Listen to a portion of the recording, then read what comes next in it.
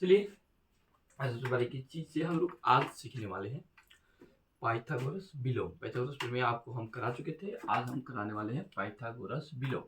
Pythagoras विलोम में कहता क्या है, क्या इस सारी चीजें आपको एक बेर में समझ में आ जाए, मतलब एक तनी में, तनी मतलब जल्दी में, है ना। समझिए, पहले क्वेश्चन को समझिए, उसके बाद हम लोग फिगर को एक, मतलब कहते हैं ना, इतना बड़ा आपको दिख रहा है ना, मतलब 2 मिनट में आपको समझ में आ जाएगा, ठीक है। बनाने में भी कहीं पर दिक्कत नहीं होगा। सुनिए, पहले क्वेश्चन को पढ़िए।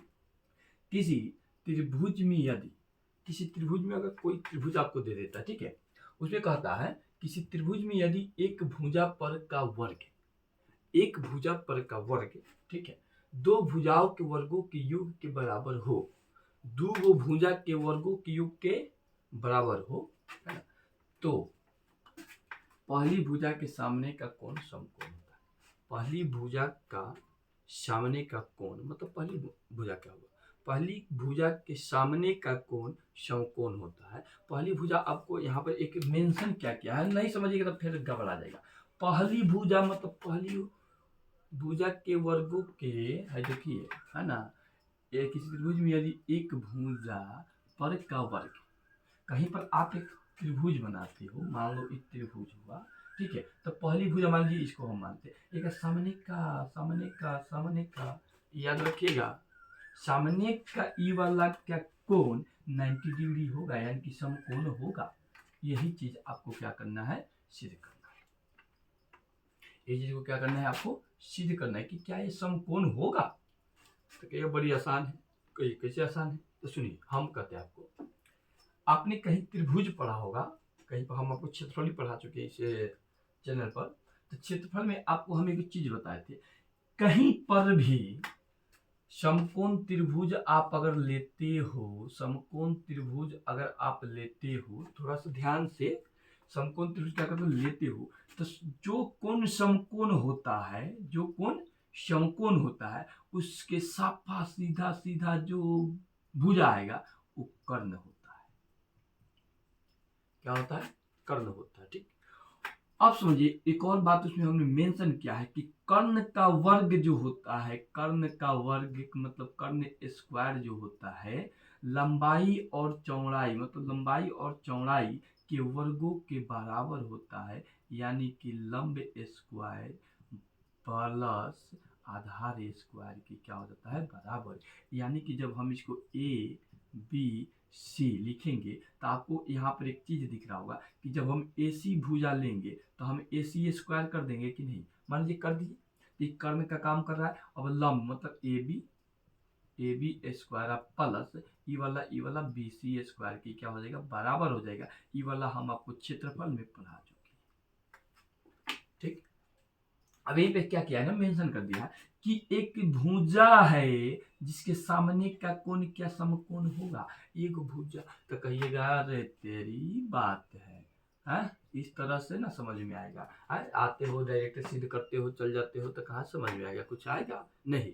तो अब आपको दिमाग, आपका दिमाग वो खुल गया होगा, है रे तेरी ऐसा बात है, मतलब एक सामने वाला ही कोण सिद्ध करना था ना, इसके सामने वाला ही कोण सिद्ध करना था कि क्या 90 डिग्री है, क्या समकोण है। तो कहिएगा हाँ, अब हो जाएगा। जिसे अब चलिए यहाँ पर क्या किया ना, अब देता है, मान लीजिए हमने दो त्रिभुज लिया, तो दो त्रिभुज में हमने आपको पाइथागोरस प्रमेय जब पढ़ा रहे थे तो उसमें आपको हमने एक प्रूफ करके दिखाए थे कि ए सी स्क्वायर जब होता है उसमें पूछा, वही पूछता है, ठीक है, ए सी स्क्वायर क्या A B square plus B C square मतलब इतना के बराबर होगा क्या ऐसे। तो ये वाला बात हम आपको प्रूफ कर चुके हैं कि कैसे होता है कि नहीं। अब सुनिए, यहाँ पर मेंशन कर दिया, मेंशन कर देता है। चलो, दिया है त्रिभुज ए बी सी, हमने एक त्रिभुज लिया ए बी सी, ठीक है, त्रिभुज ए बी सी में अब प्रूफ किए हैं वही, है ना, ए सी स्क्वायर, है ना, ए सी स्क्वायर हाई वाला बतवा, A C square plus A B square plus B C square, कथी से, तो हम लिख देंगे यहाँ पाइथागोरस प्रमेय से, बात खत्म। चलिए आगे, अब हमको सिद्ध करना है कि कोण बी क्या 90 डिग्री है, क्या समकोण है, क्या समकोण है, क्या समकोण है? तो चलिए हम लोग करते हैं, क्या हो सकता है। तो चलिए रचना करते हैं हम लोग, क्या करते हैं रचना। देखिए ये दो तीन बात है। पहले आपको जब सिद्ध करने चलिएगा, जब आप क्या करने चलिएगा, सिद्ध करने चलिएगा किसी भी एंगल में कुछ भी, तो पहले सबसे दिया है, उसके बाद सिद्ध करना है, उसके बाद रचना लिखिएगा, मतलब जो अपना से बनाइएगा उसी को हम लोग रचना करते हैं। रचना नहीं होगा छोड़ दीजिएगा, ठीक है। अगर दूसरा बनाते हो तब भाई हमने रचना किया है डॉट डॉट वाला, ठीक है। तो डॉट वाला अगर ऐसे बनाते हो तो वहाँ पर आपको लिखना हो कि रचना, ठीक है, नहीं तो घबरा जाएगा। अब हमने क्या किया, एक रचना किया है, जैसे एक समकोण त्रिभुज DEF बनाते हैं, जिसमें एक बना लिए ना, जिसमें जो है DE, आप थोड़ा बारीकी समझिएगा, जो ए वाला भुजा होगा है डी से लेके ई तक ए बी के एकदम बराबर होगा कि नहीं। चलिए अब बी से लेके सी तक जो होगा एकदम बराबर होगा ई एफ के बराबर, मतलब ई एफ एक बराबर होगा कि नहीं बी सी के, होगा ना। चलिए अब ए से लेके सी तक डी से लेके एफ तक बराबर होगा, क्लियर है। जहां पर हमने क्या किया, जहां ई बराबर 90 डिग्री रखा गया, इसको हमने क्या किया कि हमने कह दिया कि 90 डिग्री है, क्या कि समकोण त्रिभुज है। कौन सा त्रिभुज है? समकोण त्रिभुज। और समकोण त्रिभुज में एक कोण क्या होता है, 90 डिग्री का होना ही है, नहीं होगा घबरा जाएगा, है कि नहीं। चलिए तो आपको दो चीज तीन चीज आपको याद रहना चाहिए, पहले दिया है, फिर सिद्ध करना है, फिर रचना और उपपत्ति। क्या लिखिएगा? उपपत्ति। इस चार गुच्छ चीज जो है लगातार आपको आना चाहिए, नहीं तो एग्जाम में कहीं पर आपका नंबर कट जाता है, ठीक। तो समझिए यहाँ पर हो गया ना, उपपत्ति हो गया। अब समझिए जब रचना हो गया ना, आप समझते उपपत्ति। उपपत्ति में क्या लिखते हैं? उपपत्ति में वही लिखते हैं जो हमने नया नया किया हो। आज कहीं कहीं पर उपपत्ति में वही लिखते हैं जो दिया हो, ठीक है। मतलब अब नहीं बनाया होता तो उपपत्ति में यही लिख देते हैं, यही वाला ले ससुरा। तो समझिए उपपत्ति, त्रिभुज DEF में कोण ई कितना है, 90 डिग्री है। चलिए उपपत्ति में हमने लिखा। अब हम कहते हैं कि पाइथागोरस प्रमेय जब हम सिद्ध करते हैं तो वहां पर हम पाते हैं, ठीक है। अब यहाँ पर हम इससे पाते हैं, इसको अभी छोड़ देते हैं कि इसमें सिद्ध करना, उसको तो हम लिए हैं ना, इसको हम बनाए हैं। बात समझिए, आई वाला क्वेश्चन कह रहा है कि यू करिए, है ना। तो हम कहते हैं कि हम जब लिए थे तो हम लिखेंगे पाइथागोरस प्रमेय से अगर इसको हम सिद्ध करते हैं तो क्या हो जाएगा ना, DF² बराबर हम बोल सकते हैं DE² प्लस EF² की क्या हो जाएगा, बराबर हो जाएगा, ठीक है। तो यही चीज हमने क्या किया, मेंशन कर दिया कि पाइथागोरस प्रमेय से हम पाते हैं कि DF², देखिए वहां पर DF² इक्वल टू DE²। बात समझो, हई वाला बतवा है, हई वाला आपके दिमाग से DE² प्लस EF², मतलब अब BC² आप लिखे ना, तो वही बात EF² आपका हो गया, यानी कि लंब स्क्वायर प्लस आधार स्क्वायर ये कर्ण के बराबर होता है, ठीक। तो अगर हम कहें तो इस चीज को हम लोग लिख सकते हैं कि DF² जो होता है ना, DF² आप समझो AB² और BC² के बराबर हो सकता है। कहिएगा नहीं समझ में आ रहा, हम समझा रहे हैं आपको। DF जो है, एक यहाँ समझिए, आपको हमने कहा D से लेके F तक जो भुजा है, अब बताइए E से लेके C तक के बराबर है कि नहीं, कहिएगा यहाँ ऐसे समझ में आ रहा है। चलिए तो जो भुजा हमने A लिया, A वाला, तो क्या E इसके समान नहीं हो गया? तो चलो भाई हमने क्या कह दिया, इसको लिख लिया, ठीक।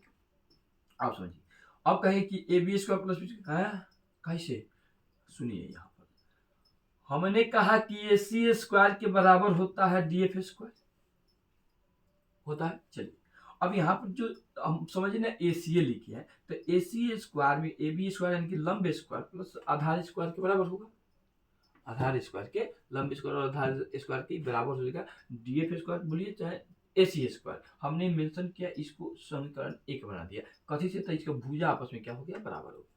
बात करता हूँ यहाँ पे इसका कोण भी बराबर हो जाएगा। तो हमने कहा कि समीकरण 1 मान ली, ठीक है, जबकि है अलग है, कोण 1 हो गया, ये समीकरण 1 हुआ।